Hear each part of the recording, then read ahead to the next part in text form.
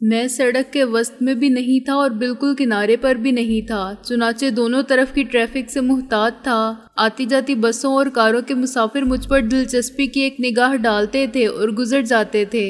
کسی ملنگ کی ذات میں دلچسپی بڑھ جائے تو عقیدت کے جذبات میں ڈھل جاتی ہے، لیکن حیرانی کسی کو نہیں ہوتی۔ ایک گزرتی ہوئی بس میں سے کسی نے ہاتھ نکال کے مٹھی بھر سکے اچھال دیے۔ سائیں بادشاہ رب خیر کرے، مولا ہی مولا، باقی سب رولا ہی رولا۔ میں نے سڑک پر بکھر جانے والے سکوں پر نگاہ ڈالے بغیر نعرہ مستانہ لگایا اور سیدھا چلتا گیا۔ چنگی ناکہ اب مجھے سامنے دکھائی دے رہا تھا اور وہاں مختلف کاریں بسیں رک کر گزرتی جا رہی تھیں، لیکن ان میں میری کار نہیں تھی۔ قریب پہنچ کے میں نے سڑک کے دونوں جانب دیکھا، لیکن میری کار گزر گئی تھی۔ میں نے اب زیادہ لہک لہک کر گانا شروع کیا۔ میری آواز اگر اچھی نہیں تھی تو اس قسم کے تماشے کے لیے بری بھی نہیں تھی۔ 2-3 مرتبہ میں رقص کے انداز میں گھوما اور کسی حال مست ملنگ کی طرح گرد و پیش پر نگاہ ڈالے بغیر سیدھا اس راستے سے گزرنے لگا جو پیدل چلنے والوں کے لیے تھا۔ گاڑیوں کو چیک کرنے کے لیے درمیان میں لوہے کا بانس جیسا ڈنڈا تھا جس نے چوڑائی کے رخ سڑک کو بند کر رکھا تھا۔ ڈنڈے کے ایک کنارے پر من بھر وزن کا سیمنٹ کا بلاک تھا اور دوسرا کنارہ ایک ڈوری سے بندھا ہوا تھا۔ جب کسی گاڑی کو کلیئرنس مل جاتی تھی تو ایک شخص ڈوری کو چھوڑتا تھا اور بلاک کے وزن سے ڈنڈا خود بخود اوپر اٹھ جاتا تھا۔ گاڑی کے گزرتے ہی وہ شخص ڈوری کھینچتا تھا اور بیریئر اشارے پر نیچے آ جاتا تھا۔ پہلے مجھے چنگی پر کوئی بات خلاف معمول نظر نہ آئی۔ راستہ کھولنے اور بند کرنے والے کے علاوہ وہاں 2 افراد تھے، ایک پرچی کاٹنے والا اور دوسرا یہ پرچی گزرتی ہوئی گاڑی کے ڈرائیور کو تھمانے والا۔ پھر مجھے مختصر سے کیبن میں ایک سب انسپیکٹر کے ساتھ 2 پولیس مین نظر آئے۔ پولیس والوں کے پاس رائفلیں تھی، لیکن سب انسپیکٹر کا ریوالور اس کی وردی کے ساتھ نظر آ رہا تھا۔ میرا ماتھا ٹھنکا۔ ایک مسلح سنتری تو عموماً نظر آ جاتا ہے، مگر چنگی ناکے پر پولیس کی اتنی نفری کا مطلب تھا ناکہ بندی۔ اصولاً تو انہیں ہر گاڑی میں جھانک کر دیکھنا چاہیے تھا وہ میری تلاش میں آئے تھے یا کسی ڈاکٹر کو پکڑنے۔ ہر صورت میں انہیں باہر کھڑے رہ کر گزرنے والوں پر نظر رکھنی تھی، لیکن وہ کیبن میں بیٹھے چائے پی رہے تھے۔ انہوں نے میری طرف نظر اٹھا کے بھی نہیں دیکھا، لیکن اچانک ایک اور شخص کیبن میں سے برآمد ہوا۔ سائیں بادشاہ، اس نے عقیدت بھرے لہجے میں کہا، ایک پیالی چائے دی ساڑی بھی پی جاؤ۔ چائے پینے کے لیے کیبن میں جانا شیر کی کچھار میں داخل ہونے کے مترادف تھا، لیکن وہ عقیدت مند مگ ہاتھ میں اٹھائے کھڑا تھا۔ فقیر کا راستہ مت روک، منزل بہت دور ہے، سفر بہت لمبا ہے، میں نے گرج کے کہا، لیکن وہ متاثر نہیں ہوا۔ ایسے کمزور عقیدہ لوگوں کے لیے کسی صوفی درویش کی برہمی بھی شان کلندری کی ادا ہے، اور انہیں رام کر لینے کا مطلب ہے تقدیر کو رام کر لینا۔ اس نے میرا راستہ روک لیا اور میرے پیر پکڑنے ہی والا تھا کہ میں پیچھے ہٹ گیا۔ 6 کڑیاں نے ملنگ سائیں، اس واری منڈا چاہیدہ ہے، وہ گڑ گڑاتے ہوئے بولا۔ وہ ان بے عقل اور بے نصیب لوگوں میں سے تھا جو آج بھی جہالت کے اسی اندھیرے میں بھٹک رہے ہیں جسے مٹانے کے لیے اسلام آیا تھا۔ یکے بعد دیگرے 6 لڑکیوں کی پیدائش اس کے نزدیک ایک سانحہ تھی اور نقص تھی، اور وہ مجھ سے ایک بیٹا مانگ رہا تھا۔ یہی اس کی سب سے بڑی بے وقوفی تھی۔ اسے کون سمجھاتا کہ عورت تو تخلیق کا سرچشمہ ہے جس نے پیغمبر، سائنسدان اور فنکار پیدا کیے، اور عورت تو اس کی ماں بھی تھی۔ ایک بیٹے کی آرزو میں وہ 6 بیٹیوں کا باپ بن گیا۔ شاید بیوی کو احساس جرم میں مبتلا کر دیا کہ وہ سب کچھ اپنی مرضی سے کر رہی ہے، اور میرے جیسے فراڈ درویشوں سے توقع رکھنے لگا کہ ان کی دعا سے اس بچے کی جنس بدل سکتی ہے جو ابھی ماں کی کوکھ میں اپنے وجود کی تکمیل کے مراحل طے کر رہا ہے۔ مجبوراً میں نے اس سے چائے کا مگ لے لیا جو اس نے کیبن کے اندر ہی سب کے لیے بنائی ہوگی، اور اسے دعا دی کہ اللہ سب ٹھیک کرے گا، جو در حقیقت کوئی دعا نہیں تھی، حقیقت کا اظہار تھا، مگر چند منٹ کی یہ تاخیر ہی مجھے مہنگی پڑی۔ چنگی وصول کرنے والے کارندے کا کسی ٹرک ڈرائیور سے جھگڑا شروع ہوا۔ ٹرک ڈرائیور نے اسے 100 کا نوٹ دیا، منشی نے اس سے کھلا دینے کو کہا اور بات بڑھ گئی۔ ASI معاملے کو رفع اور ٹرک ڈرائیور کو دفع کرنے کے لیے نکلا اور مسئلہ یوں حل کیا کہ 100 کا نوٹ جیب میں رکھا اور ٹرک ڈرائیور کو پرچی کے بغیر نکال دیا۔ انصاف کے تقاضوں کے مطابق بد زبان ڈرائیور کو اتنا جرمانہ تو ہونا ہی چاہیے تھا۔ شامت اعمال کی واپسی پر اس کی نگاہ مجھ پر پڑ گئی۔ وہ سیدھا میری طرف آیا اور مجھے غور سے دیکھنے لگا۔ کیا نام ہے تمہارا ملنگ سائیں؟ وہ بولا۔ شک اس کے لہجے سے عیاں تھا۔ میں نے نروس ہوئے بغیر پورے اعتماد لہجے میں کہا، اسی داتا دی نگری دے فقیر۔ میں نے نام پوچھا ہے، وہ سخت لہجے میں بولا، وہ نام جو ماں باپ نے رکھا تھا۔ اوے ساڈا کی نہ تھانے دار، نہ سچا اس رب تا۔ میں نے اوپر انگلی اٹھائی، لیکن انسپیکٹر کا شک ایسے دور نہیں ہو سکتا تھا۔ اس نے حکم دیا کہ مجھے اندر لایا جائے۔ میں نے خود کو ہنگامی صورتحال کے لیے تیار کر لیا اور دونوں سپاہی مجھے اندر لے گئے۔ تھانے دار نے اخبار اٹھایا تو میں نے اللہ ہو کا نعرہ لگایا اور اس کے بہت قریب ہو گیا۔ وہ میری تصویر کو میری صورت کے حد و حال سے ملا رہا تھا۔ غلطی اس نے یہ کی کہ اپنے ایک ماتحت سے تصدیق چاہی۔ اگر وہ کسی تذبذب کے بغیر ریوالور نکال لیتا تو میرا کام بہت مشکل ہو جاتا۔ سپاہی نے اقرار میں سر ہلایا ہی تھا کہ میں نے سب انسپکٹر کے ٹخنوں پر لات ماری۔ وہ سامنے کھڑے ہوئے سپاہی سمیت منہ کے بل فرش پر گرا۔ دوسرے سپاہی نے فوراً پوزیشن سنبھال لی اور رائفل کا رخ میری طرف کیا۔ میں نے رائفل کی نال تھام کے ایک جھٹکا دیا۔ رائفل میرے ہاتھ میں آ گئی اور جھٹکے سے وہ آگے آیا تو میں نے وہی رائفل پیچھے کی۔ رائفل کا چوڑا دستہ اس کے سینے پر لگا اور وہ ہاتھ اٹھا کے نیچے جھکا۔ میں نے الٹی پکڑی ہوئی رائفل کو گھما کے تھانے دار کے بازو پر مارا جو اٹھ کر ریوالور نکال چکا تھا۔ کوہنی سے اوپر اس کے بازو کی ہڈی ہاسی آواز کے ساتھ ٹوٹی۔ وہ بلبلایا اور اس کا ریوالور گرفت سے نکل گیا۔ دوسرا سپاہی چلانے کے علاوہ کچھ فاصلے پر پوزیشن لے رہا تھا کہ میں اس پر جا پڑا۔ اگر میں اپنی جگہ کھڑا رہتا تو اس کی رائفل سے نکلنے والی گولی کا نشانہ بن جاتا۔ دھماکے سے میرے کان سن ہو گئے لیکن اس کے ساتھ ہی گولی نے تھانے دار کا کام تمام کر دیا۔ وہ ہمت والا آدمی تھا اور ایک ہاتھ ٹوٹ جانے کے باوجود ریوالور اٹھا چکا تھا۔ گولی اس کے سینے میں لگی اور وہ فرش پر گر کے تڑپنے لگا۔ دوسرے سپاہی کو میں نے ریوالور سے سر ٹکرا کے ناک آؤٹ کر دیا تھا لیکن اتنی دیر میں پہلا سپاہی اور مجھ سے اولاد نرینا کی دعا کا طالب باہر نکل چکے تھے۔ قتل ہو گیا، خون ہو گیا تھانے دار کا۔ انہوں نے چنگی والوں کو پکارنا شروع کیا جو ایک بس کی پرچی بنا رہے تھے۔ بس والا اگر کسی برطانیہ جیسے قانون پرست معاشرے کا ذمہ دار شہری ہوتا تو بس روک دیتا۔ وہ بس نہ روکتا تو مسافروں میں سے کوئی سے رکنے پر مجبور کر دیتا، لیکن یہاں ہر شخص قانون کے چکر میں پڑنے سے ڈرتا ہے۔ کوئی کسی کے قتل کا چشمدید گواہ ہو تب بھی بھاگ جاتا ہے۔ عدالت میں سالہ سال حاضری دینے کے علاوہ اسے مقتول کے ورثاء کی دھمکیوں اور پولیس کی زبردستی کا شکار ہونا پڑتا ہے جو اس کو اپنی تفتیش کے مطابق بولنے پر مجبور کرتے ہیں۔ بس ڈرائیور نے موقع پاتے ہی بس نکال لی اور پرچی لیے بغیر فرار ہو گیا۔ چنگی والوں نے افراتفری میں اس کا نمبر نوٹ ہی نہیں کیا ہوگا اور باقی معاملہ بس کے ڈرائیور نے سنبھال لیا ہوگا۔ خود مسافروں نے ڈرائیور کی تعریف کی ہوگی کہ وہ سب کو بچا لایا۔ پتہ نہیں وہاں قتل کرنے والے کتنے ڈاکو تھے۔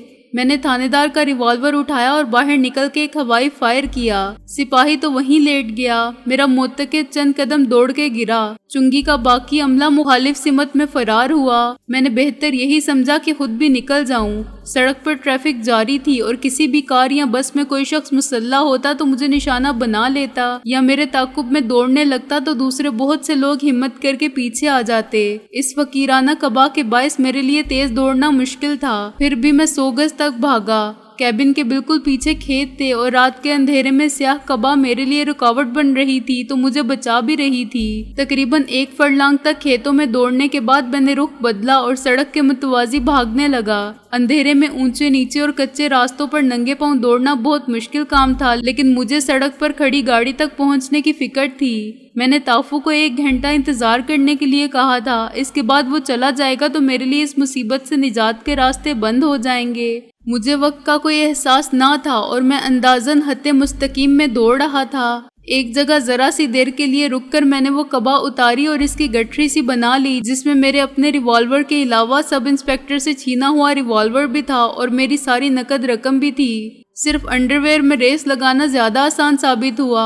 اس وقت ہنکی تھی اور نامالودہ کھیتوں کے درمیان ہاسی سردی ہوگی لیکن دوڑنے سے میرے جسم پر پسینہ آ رہا تھا۔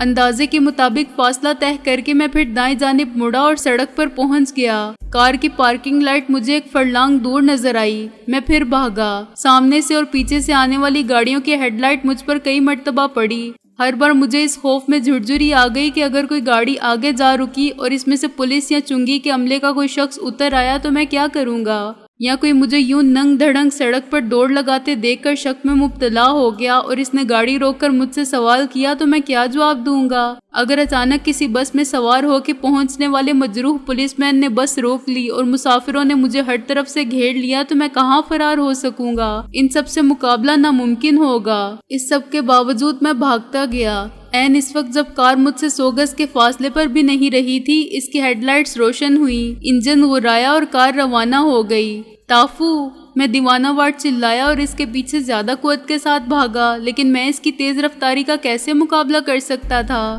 سردی کی وجہ سے ڈرائیور نے شیشے بھی بند کر رکھے ہوں گے، چنانچہ میری آواز انجن کی آواز میں دب گئی ہوگی۔ کار چند منٹ میں میری نظروں سے اوجھل ہو گئی۔ چند سیکنڈ پریشان و سرگرداں رہنے کے بعد میں سڑک سے نیچے اتر گیا، لیکن اس طرف نہیں جدھر سے میں آیا تھا۔ گاڑی تو محض میری بدقسمتی کے باعث عین اس وقت نکل گئی تھی جب میں اپنی کوشش کے کامیاب ہونے کا یقین کر چکا تھا۔ میرے سارے مسائل کا حل یہی تھا کہ میں کار میں بیٹھ کے نکل جاؤں۔ میں اپنے کپڑے بدل سکتا تھا اور آج کی رات بحفاظت ملتان پہنچ کر کسی ہوٹل میں سکون سے سو سکتا تھا۔ میں نے محسن سے وعدہ کیا تھا کہ سکھر سے اسے فون کروں گا، لیکن اب سارا پروگرام چوپٹ ہوتا نظر آ رہا تھا۔ فوری مسئلہ اپنے تحفظ کا اور رات گزارنے کا تھا۔ سڑک پر سے اب گاڑیاں گزر رہی تھی، لیکن میں ان کی روشنی سے دور تھا۔ اب مجھے سردی محسوس ہونے لگی تھی۔ میں نے درختوں کے ایک جھنڈ کی اوٹ میں وہی فقیری لباس زیبتن کیا، گلے میں وہی منکوں کی مالائیں ڈالیں اور دوسرے ریوالور کو بھی اندر کی جیب میں چھپا لیا۔ اندر کی تھیلا نما جیب بہت بوجھل ہو گئی تھی، کیونکہ اس میں 2 ریوالوروں کے علاوہ تقریباً 8,000 روپے نقد بھی تھے۔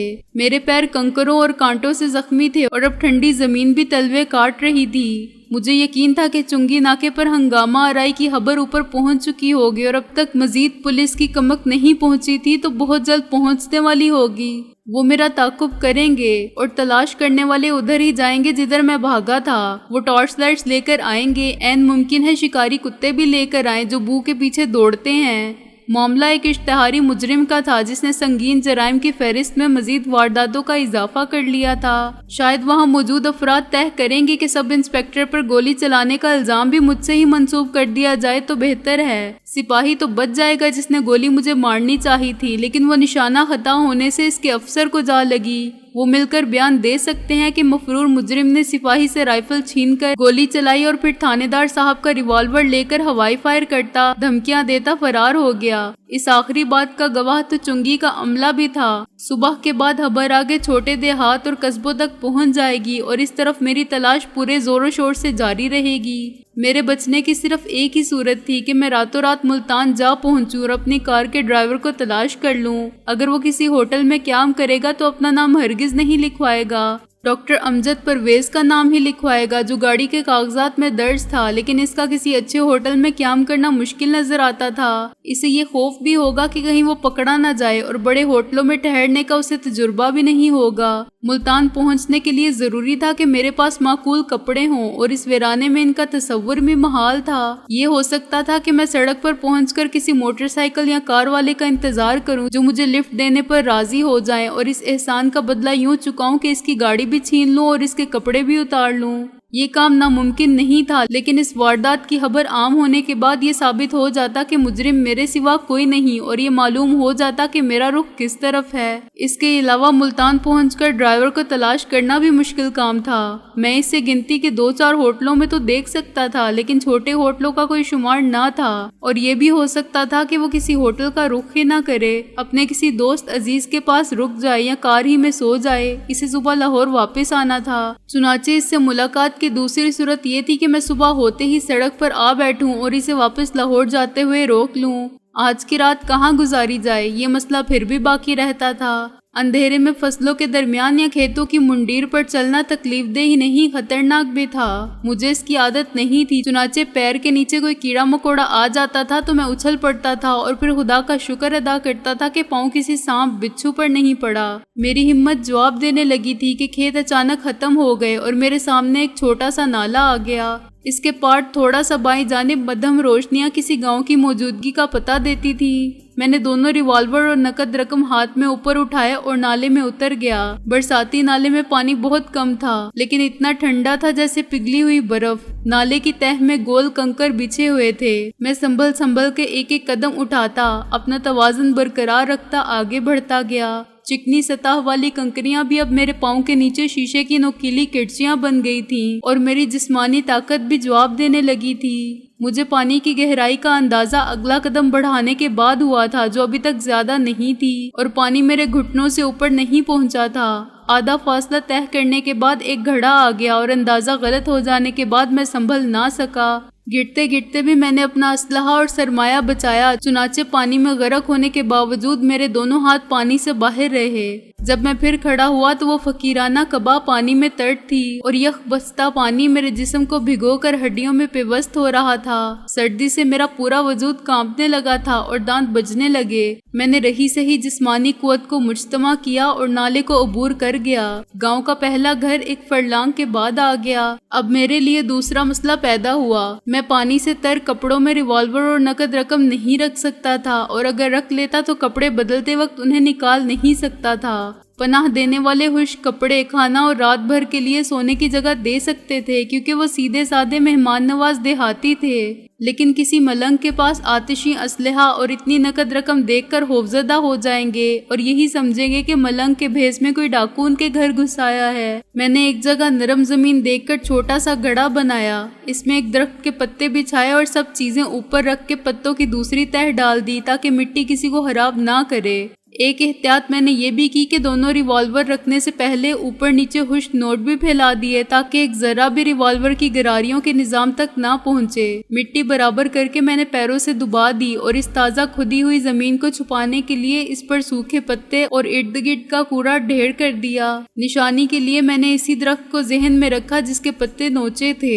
گھڑا اس کے نیچے شمال کی جانب 1 فٹ کے فاصلے پر تھا۔ پھر میں نے اس کچے گھر کے بند دروازے پر دستک دی جس کے مکین شاید سورج ڈھلتے ہی کھانا کھا کے سونے کے عادی تھے۔ بار بار دستک دینے پر کسی نے اندر سے کہا، کون ہے بھائی، دم لے ذرا۔ پھر کنڈی گیری اور 60-70 سال کا ایک بوڑھا دیہاتی لالٹین اٹھائے نمودار ہوا۔ لالٹین اٹھا کے اس نے میرا چہرہ غور سے دیکھا۔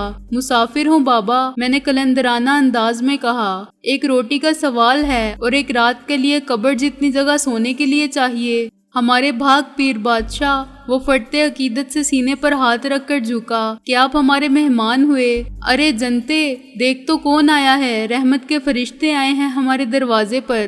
اس نے پیچھے ہٹتے ہوئے مجھے اندر آنے کے لیے کہا اور شاید اپنی گھر والی کو پکارا۔ وہ کچا گھروندہ صرف 2 کمروں پر مشتمل تھا۔ لالٹین کی روشنی میں مجھے ایک چارپائی پر لیٹی ہوئی بوڑھی عورت نظر آئی۔ اس نے تھوڑا سا اٹھنے کی کوشش کی اور کھانسی۔ رب مبارک کرے، اس سادہ لوح عورت نے کہا۔ شکر ہے تیرا مالک کہ یہاں بھی کوئی آیا۔ آپ بیٹھیں پیر بادشاہ۔ دیہاتی نے دوسری جھلنگا چارپائی پر میرے لیے جگہ بنائی۔ میں روٹی لاتا ہوں۔ میں دل ہی دل میں اتنا شرمسار تھا کہ ممکن ہوتا تو اسی وقت بھاگ جاتا۔ اگر وہ مجھے دھتکار دیتے اور میری منت سماجت کے بعد کسی کونے میں ڈال کر ہاتھ میں روٹی تھما دیتے تو میں خدا کا شکر بجا لاتا اور شرمندہ تو نہ ہوتا۔ شہر میں رات کو کسی اجنبی کے لیے کون گھر کا دروازہ کھولتا ہے؟ خواہ 2000 گز کی کوٹھی خالی پڑی ہو، سب چور اچکا سمجھ کے بھگا دیتے ہیں۔ کوئی شرافت سے کام لے تو کہہ دیتا ہے کہ معاف کرو بابا، لیکن یہاں میری ایسی پذیرائی ہو رہی تھی جیسے میں کوئی انتہائی اہم اور قابل احترام مہمان ہوں۔ یہ خیال میرے ضمیر کی خلش بن گیا کہ اگر ان سادہ دل پرخلوص اور نیک طبع لوگوں کو میری حقیقت کا علم ہو جائے تو انہیں کتنا دکھ ہوگا۔ مشکل یہ تھی کہ میں انہیں اس عزت و تکریم سے روک بھی نہیں سکتا تھا، یہ بھی نہیں کہہ سکتا تھا کہ مجھے پیرشاہ کہہ کر گالی نہ دیں۔ میں تو ایک مفرور اشتہاری ملزم ہوں۔ بوڑھا دوسرے کمرے میں کسی کو جگا رہا تھا۔ ارے اب اٹھ جا گلابو، مہمان آئے ہیں ہمارے گھر، ان کے کھانے کے لیے لا۔ لالٹین دونوں کمروں کے بیچ والے دروازے کی دہلیز میں ٹانگ دی گئی تھی۔ چنانچہ اس کا اجالا تقسیم ہو گیا تھا اور دونوں طرف پھیل گیا تھا۔ بڈھا پھر نمودار ہوا اور نیچے بیٹھ گیا۔ یہ کیا کرتے ہو؟ میں نے کہا۔ یہاں میرے ساتھ بیٹھو۔ نہیں پیر بادشاہ، اس قابل نہیں ہوں میں گناہ گار۔ وہ عاجزی سے بولا۔ مجھے اپنے قدموں میں رہنے دیں۔ کرمو خارش زدہ کتا ہے جسے گاؤں والے پتھر مار کے بھگا دیتے ہیں، اپنے گھر کے سامنے کھڑا نہیں رہنے دیتے، آپ ساتھ بیٹھنے کی کہتے ہیں۔ ایسی کیا بات ہے؟ میں نے ہمدردی، حیرت اور دکھ کے ملے جلے جذبات کے ساتھ کہا۔ گاؤں والے ایسا سلوک کرتے ہیں تمہارے ساتھ؟ کیا خطا ہوئی ہے تم سے؟ عورت اچانک کھانسنے لگی۔ کھانستے کھانستے اس کا دم پھول گیا۔ اس نے بہت سا بلغم تھوکا اور کم روشنی کے باوجود مجھے اس میں خون نظر آیا۔ ٹی بی ہے اسے تو، میں نے کہا۔ ہاں جی، دعا کریں اللہ مجھے موت دے دے، عورت نے ہانپتے ہوئے کہا۔ اب اور نہیں جیا جاتا۔ مایوسی کفر ہے ماسی، اللہ سے شفا کی دعا مانگنی چاہیے، میں نے کہا۔ کب سے ہے ٹی بی اسے؟ جب سے گلابو جوان ہوئی ہے پیر بادشاہ، کرمو بولا۔ وہی روگ ہے اس کا۔ بیٹی تو خدا کی رحمت ہوتی ہے۔ میں نے کہا اسے برا کیوں کہتے ہو؟ جس کے نصیب برے ہوں اسے اور کیا کہوں؟ کرمو بولا خدا کو منظور نہ ہوتا تو اب تک ماں باپ کے گھر بیٹھی ہوتی۔ اتنی ذلت کے باوجود ہم زندہ رہنے پر مجبور ہوتے۔ ہر کام کا ایک وقت ہے کرمو، میں نے کہا، اور خدا کا کوئی کام مصلحت سے خالی نہیں۔ رشتہ ضرور ملے گا، اور ایسا ملے گا کہ رشتے تو بہت پیر بادشاہ، اس کی تو منگنی بھی ہو گئی تھی۔ کرمو نے کہا لیکن خدا غارت کرے اس کا جس نے ہم سے سب کچھ چھین لیا، ہمارا سکھ، ہماری خوشی، ہماری عزت۔ کرمو کی ماں کو ٹی بی دے دی اور گلابوں کی رخصتی نہ ہونے دی۔ کون ہے وہ کرمو؟ میں نے کہا۔ اندر سے ایک لڑکی چنگیر اور ایک گلاس لیے اندر آئی۔ اگر اس کا نام گلابو تھا تو غلط نہیں تھا۔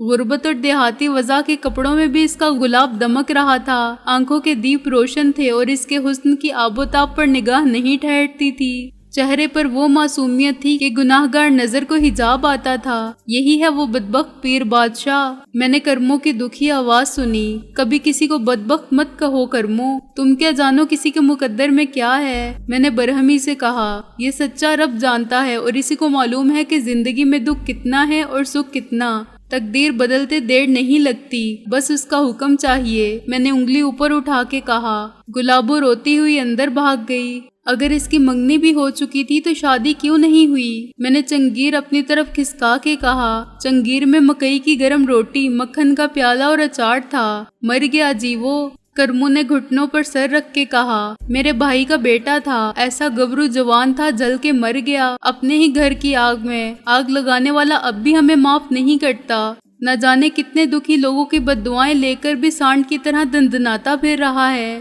کون ہے وہ؟ میں نے کہا۔ نوالا میرے حلق میں اٹک گیا تھا۔ کوئی بدماش ہے؟ نہیں پیر بادشاہ، وہ تو شریف زادہ ہے۔ کرمو تلخی سے ہنسا۔ بدماش تو ہم ہیں، ہماری بیٹی ہے۔ رہنے دے کرمو۔ عورت پھر کھانستے کھانستے چلائی۔ کس کس کے سامنے روئے گا اپنا دکھڑا اور کتنی بار سنائے گا؟ مجھے مت جلا، اور پیر بادشاہ ایک رات کے مہمان ہیں، ہم اسے نیست و نابود کر دیں گے۔ میں نے جلالی لہجے میں کہا۔ یہ ڈرامہ کیے بنا چارہ نہیں تھا۔ جاگیر کا بیٹا ہے اکرم۔ کرمو نے سر اٹھا کے کہا۔ اکرم بدماش کہتا ہے خود کو، باپ کی شے ہے اور دولت کا گھمنڈ ہے۔ پولیس بھی اس کے ساتھ ہے۔ پہلے اپنے مامے کی لڑکی سے شادی کی تھی، وہ بیچاری سال بھر بھی گزار نہ سکی اور گلے میں پھندا ڈال کے لٹک گئی۔ پورے دنوں سے تھی۔ جتنا ظلم اس نے برداشت کیا تھا اس کے بعد وہ یہی سزا دے سکتی تھی، خود کو بھی اور جاگیردار کو بھی۔ اس نے اپنے ساتھ اکرم کے بیٹے اور جاگیردار کے پوتے کا بھی قتل کر دیا۔ تب سے اکرم بے مہار پھر رہا ہے۔ معلوم نہیں گاؤں میں کسی کی عزت اس کے ہاتھوں خراب ہونے سے بچی بھی ہے یا نہیں۔ وہ تو بے وقوف تھے جنہوں نے آبرو گواہ کے شور مچایا، فریاد کی اور جوتے کھائے، جاگیردار سے بھی اور تھانے میں بھی۔